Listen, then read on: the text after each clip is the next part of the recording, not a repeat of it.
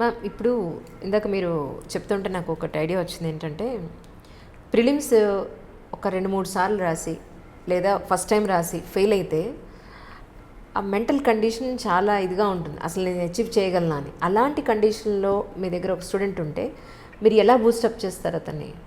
IAS civils exam అనేది ఒక గొప్ప పరీక్ష కాదనేది లేదు. ఎందుకంటే ఒక సామాన్యుడు చక్కటి సేవ చేసే అవకాశం ఐఏఎస్ ఎగ్జామ్ ద్వారా వస్తుంది.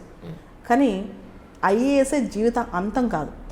ఐఏఎస్ అనేది ఒక మార్గం, మనం అనుకున్న లక్ష్యం చేరడానికి ఒక మార్గం. లక్ష్యం అనేది ఒక సేవగా పెట్టుకుంటే, ఇప్పుడు నేను చదువుకుంటున్నప్పుడు నా స్టూడెంట్స్ చదువుతున్నప్పుడు ఒక మాట చెప్తానండి, నువ్వు ఎందుకు చదువుతున్నావు అనుకుంటే, నీ కోసం చదువుతున్నావు అనుకుంటే నిద్ర వస్తుంది, ఆకలి వేస్తుంది, అలసట వస్తుంది. నా చదువు వల్ల కొన్ని జీవితాలు మార్చగలను, కొన్ని ఇళ్లలో దీపం పెట్టగలను, లేదా సొసైటీకి తిరిగి ఇవ్వగలను అని అనుకున్నప్పుడు ఖచ్చితంగా సక్సెస్ వస్తుందండి. మనకి ఈ రోజున రిజల్ట్స్ వచ్చాయి, సివిల్స్ రిజల్ట్స్. ఈ రిజల్ట్స్లో మనందరికీ పాస్ అయిన వాళ్ళు కనపడుతున్నారు.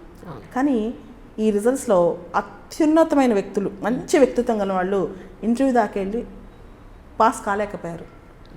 ఆ బాధలో ఉన్నప్పుడు నేను నిన్నే ఒకటి షేర్ చేసుకున్నాను నా స్టూడెంట్స్తో, ఎవరైతే ఇంటర్వ్యూ దాకా వెళ్ళి సక్సెస్ కాలేదో. ఇప్పుడు నువ్వు పాస్ అయ్యావనుకో దేశానికి చాలా మంచిది, నువ్వు ఫెయిల్ అయ్యావనుకో ఇంటర్వ్యూ దాకా వెళ్ళి దేశానికి ఇంకో విధంగా నువ్వు సేవ చేయగలవు. ఎందుకంటే ఈ రోజుల్లో అవకాశాలు మనల్ని వెతుక్కుంటూ రావు. అవకాశాలు అత్యద్భుతంగా సృష్టించుకునే తరంలో మనం ఉన్నాం మ్యామ్.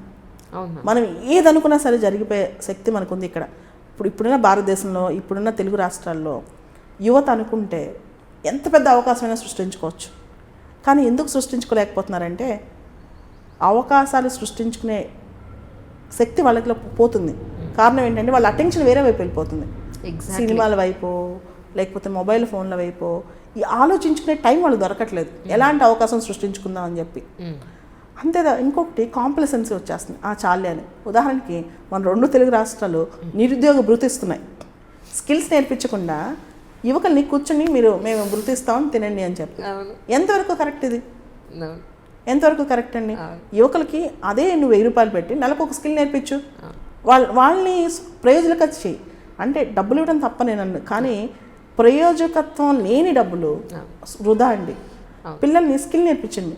ఇది చాలా ఓ పెద్ద ఇండస్ట్రియలిస్ట్. నాకు ఒక ఫ్రెండ్ ఉన్నాడండి, 4 సార్లు ఇంటర్వ్యూకి వెళ్ళి సివిల్స్ ఫెయిల్ అయిపోయాడు.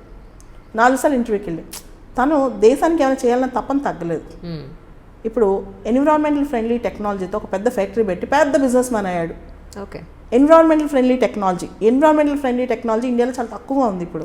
అలాంటి దాన్ని తను కృషి చేస్తున్నాడు. అంటే ఆ తప్పన అనేది తగ్గదు. మీరు సివిల్స్ ఫెయిల్ అయినంత మాత్రం తక్కువేం కాదు, అది చాలా గొప్ప లక్షణం. ఇంకా సివిల్స్లో ఉంటే ఒకసారి మనం కట్టడి చేసుకుంటాం. సివిల్స్ ఇంటర్వ్యూకి వెళ్ళి మెయిన్స్ రాసి రాకపోతే ఇంకా గొప్పగా అయ్యే అవకాశం చాలా ఉంది. మనం ఉన్న యుగాలే ఇవ్వండి. అండ్ ఇప్పుడున్న తరంలో విప్లవాలు రావాలన్నా, విప్లవాత్మకమైన మార్పులు రావాలన్నా యువత చేతుల్లో ఉంది. వాళ్ళు ఎంత అనుకున్నా చేయగలరు. ఆ యువత నిరుత్సాహపడిపోయి నిర్లిప్తతో ఉండి చైతన్యం లేకుండా ఉంటే కనుక దేశం ముందుకెళ్ళదు, రాష్ట్రాలు కూడా ముందుకెళ్ళాం. ఈ యువత అనేది అంటే ఐఏఎస్ ఐపీఎస్ అందరూ అవ్వాల్సిన అవసరం లేదు. ఉన్నవాళ్ళు కొత్త అవకాశాలు సృష్టించుకొని ముందుకెళ్తే మాత్రం ఖచ్చితంగా గొప్పవాళ్ళు అవుతారండి. అండ్ ఇంకోటి, మనం ఉన్నంత హిపోక్రటిక్ వరల్డ్లో చెప్పేది ఒకటి చేసేది ఒకటి కాకుండా ముఖస్థితి ముందు ఉంటుంది. అలా కాకుండా కొంచెం మార్పు కోసం, ఎందుకంటే ఐఏఎస్ అనేది ఒక వే మాత్రమే, అదే లక్ష్యం కాదు. అందరూ ఐఏఎస్లో అవ్వాల్సిన అవసరం కూడా లేదు. ఎంతోమంది ఆస్తో, ఎందుకంటే ప్రతి పిల్లవాడు పుట్టంగానే ఒక అమ్మకి నాన్నకి మెయిన్ కావాల్సింది మా అబ్బాయికి ప్రయోజకుడు అవుతాడు అని, మా అమ్మాయి ప్రయోజకురాలు అవుతుంది అని చెప్పి దేశం కోసం అర్పించే శక్తి కూడా అమ్మని అనుకుంటుంది. ప్రతి ఒక్కరు గొప్పవాళ్ళేనండి, దానిలో డౌట్ లేదు. కాకపోతే గొప్పతనం అనేది మనం చేసే సేవలా కనిపించాలి. మ్యామ్, ఇప్పుడు ఇంటర్వ్యూ ఇందాక మాట అన్నారు, ఇంటర్వ్యూ వరకు వెళ్ళి ఫెయిల్ అయితే కనుక నేను చాలా బాధ ఉంటుంది ఎవరికైనా సరే. సో అలాంటి స్టూడెంట్స్ కూడా మీ దగ్గరికి వచ్చారు అని చెప్పని విన్నాను నేను. సో వాళ్ళని ఎలా అంటే మోటివేట్ చేస్తారు? సరే, నెక్స్ట్ మీ స్టెప్ డెఫినెట్గా ఎడ్యుకేషన్ వైజ్ మీరు తీసుకుంటారు, కానీ మెంటల్గా చాలా అప్సెట్ అయి ఉంటారు కదా. సో అలాంటి వాళ్ళని మీరు ఎలా డీల్ చేస్తూ ఉంటారు జనరల్లీ? ఓకే, ఫస్ట్ వాళ్ళకి ఒక మాట చెప్తానండి, జరిగిపోయింది మనం మార్చలేము. ఈరోజు నైట్ రిజల్ట్స్ వస్తే నెక్స్ట్ రోజు పొద్దున్నే వాళ్ళ చేత పుస్తకాలు తెప్పిస్తాను నెక్స్ట్ అటెంప్ట్ ఉంటే. ఓకే. చాలామందికి అటెంప్ట్స్ ఉంటాయి. ఈ టైంలో 2 నెలలు పోయింది అనుకోండి, నెక్స్ట్ అటెంప్ట్ కూడా పోతుంది. మరుసటి రోజు మార్నింగే, ఈరోజు సాయంత్రం 6 గంటల వస్తే మరుసటి రోజు మార్నింగ్ 6 గంటలకి నా స్టూడెంట్ అన్నవాడు మళ్ళీ పుస్తకాలు తీస్తాడు. ఓకే. నేను ఖచ్చితంగా వాళ్ళని వదిలిపెట్టను. రాత్రి 12 గంటలు వాళ్ళతోనే ఉంటాను. సో మార్నింగ్ 6కే పుస్తకాలు తీస్తాడు. నెక్స్ట్ అటెంప్ట్లో చాలామంది పాస్ అవుతారు. ఉదాహరణకి ఇందాక వెంకటేష్ అని చెప్పాను, లాస్ట్ ఇయర్ ఇంటర్వ్యూకి వెళ్ళిపోయింది. నెక్స్ట్ అటెంప్ట్లో అబ్బాయి వచ్చి చాలా నిరుత్సాహపడ్డాడు అనమాట. తనకు ఒక మాట చెప్పాను, ఏంటంటే నువ్వు ఇప్పుడు వరకు కంఫర్ట్ జోన్లోని చదువుతూ ఉండొచ్చు, ఏదైనా నీకు తెలియని విషయం కొత్తవి నేర్చుకుని ఉండకపోవచ్చు, ఇది ఒక అవకాశం, ఎక్కువ నేర్చుకునే అవకాశం దొరికిందని భావించు, ఖచ్చితంగా నెక్స్ట్ ఇయర్ వస్తాను. అదే విధంగా అబ్బాయి చదివాడు, అదే విధంగా ర్యాంక్ వచ్చింది. ఓకే. సో మనం అంటే అటెంప్ట్ ఉన్నప్పుడు చాలాసార్లు పోతుంటుందండి. అంటే 50% వచ్చే ఛాన్స్ అంత ఉందో, పోయే ఛాన్స్ కూడా అంతే ఉంది.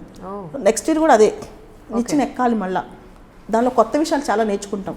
అండ్ సివిల్ సర్వీసెస్ ప్రిపరేషన్ అనేది ఒక ఎక్స్పీరియన్స్ అండి. అదొక ఎక్స్పీరియన్స్. చాలామంది ప్రిపరేషన్ ఒక బర్డెన్గా తీసుకోకూడదు. దానిలో చాలా జాయ్ ఉంటుంది, చాలా అందమైన ఆనందం ఉంటుందండి. దానిలో ప్రిపరేషన్ స్థాయిలోనే చాలా ఆనందం ఉంటుంది. ఇలాంటి ఆనందం కనుక మీరు తీసుకురాగలిగితే, అనుభవించగలిగితే, ఎందుకంటే ఒక బర్డెన్ లాగా అనుకుని ఏదో చదివేస్తున్నాం కష్టపడిపోతున్నాం అనుకుంటే 2-3 సంవత్సరాలు దీనిలో ఉండలేరు. దాన్ని ఎవరైతే ఆనందంగా ఎంజాయ్ చేయగలుగుతారో, ఎవరైతే ఎక్కువ ఇష్టపడి చదవగలుగుతారో వాళ్ళు చాలా వరకు సక్సెస్ అవుతారండి. మ్యామ్, అలాగే మీ ఇన్స్టిట్యూట్కి సంబంధించి నాకు ఒక చిన్న డౌట్ ఉంది మ్యామ్. యాక్చువల్లీ వస్తారు చాలామంది, కొన్ని వేల మంది వస్తున్నారు కదా మీ దగ్గరికి. వాళ్ళకు ఒక చిన్న టెస్ట్ పెట్టి అసలు వీళ్ళు సివిల్ సర్వీసెస్కి పనికొస్తారా పనికిరారా అని ఒక చిన్న టెస్ట్ పెడితే అక్కడే కొంత ఫిల్టరేషన్ అయిపోతుందేమో. మనం టెస్ట్ పెట్టి తీసుకుంటే అది పిల్లల్ని ఇనీషియల్ స్టేజ్లోనే జడ్జ్ చేసినట్టు అవుతుందండి. చాలామంది గ్రామీణ ప్రాంతాల నుంచి వస్తారు, వాళ్ళు ఇమీడియట్గా టెస్ట్ తీసుకుని పాస్ అవ్వలేరు. అలాంటి వాళ్ళకి అవకాశం పోతుందన్నమాట. ఉదాహరణకి రోణంకి గోపాలకృష్ణ ఉన్నాడు, తనకి ఆల్ ఇండియా 3rd ర్యాంక్ వచ్చింది. తను ఫస్ట్లో వచ్చినప్పుడు టెస్ట్ పెట్టుంటే అందులో ఇంగ్లీష్ ప్రావీణ్యం ఇలాంటి వాటిలో ఎస్ఎస్ రాయమని ఏమై ఉండేది. సో టెస్ట్ అనేది నేను చాలాసార్లు ఆలోచించాను, అది ఒక క్రైటీరియా కాదు. తర్వాత వాళ్ళు పర్ఫామ్ చేయొచ్చు. మనం ఒక వ్యక్తిని ఒక చిన్న టెస్ట్ పెట్టి జడ్జ్ చేయలేమండి. ఎందుకంటే నేనే ఉన్నాను, నేను అనేక సందర్భాల్లో చాలా పరీక్షలో ఫెయిల్ అయ్యాను. నన్ను ఒక టెస్ట్ పెట్టి ఎవరైనా ఆపేసి నువ్వు ఐఏఎస్ కాలేవు అంటే అది నాకు చాలా డిసప్పాయింట్మెంట్ ఉండేది. So I don't want to do that. అలాంటి ఛాలెంజ్ అనుకోను. టెస్ట్ కాకుండా ఒక 2-3 ఏళ్ళు ఎవరికి వచ్చినా అవుతుందండి. ఒకవేళ ఐఏఎస్ కాకపోతే గ్రూప్ 1 అవుతుంది, గ్రూప్ 1 కాకపోతే గ్రూప్ 2 అవుతుంది, అదంతా కాకపోతే ఇంకొక గవర్నమెంట్ జాబ్ వస్తుంది, అది కాకపోతే జీవితంలో ఇంకో విధంగా సెటిల్ అవుతారు. ఐఏఎస్ అనేది ఓన్లీ ఐఏఎస్ ఎగ్జామ్ కోసమే కాదు, సివిల్స్ ప్రిపరేషన్ కోచింగ్ అనేది దానిలో వెరైటీ ఆఫ్ సబ్జెక్ట్స్ ఉంటాయండి. అవి తెలుసుకోవడం వల్ల లైఫ్లో ఏ పని చేసినా సరే ఒక తారాస్థాయికి చేరుకుంటారు. సో కాబట్టి ఒక టెస్ట్ పెట్టి జడ్జ్ చేసేసి అక్కడ ఆపేయడం కన్నా ఆ knowledge gaining is very very important. ఎలాంటి విద్యార్థికైనా నాలెడ్జ్ రావడం అనేది చాలా important. Civil services preparation enter అవుతున్నప్పుడు ఉన్న శక్తి, ప్రిపరేషన్ అయిపోయిన తర్వాత ఆ మనిషిలో ఉన్న మెచ్యూరిటీ లెవెల్స్ వాళ్ళకి తెలియకుండా వాళ్ళు చాలా మారిపోతారు. చాలా కొత్త కొత్త ఆలోచనలు వాళ్ళు వస్తాయి, కొత్త కొత్త ఐడియాస్ వస్తాయి, దేశం పట్ల ఒక స్పృహ వస్తుంది. అండ్ ఒకటి చెప్పగలను, సివిల్ సర్వీసెస్ కోచింగ్ తీసుకోవడం వల్ల ఐఏఎస్ అవుతారో లేదో తెలియదు కానీ ఒక మంచి పౌరుడైతే అవుతారండి. మంచి స్పృహ ఉన్న పౌరుడైతే అవుతారు. దానిలో అయితే మీకు ఎటువంటి అనుమానం లేదు.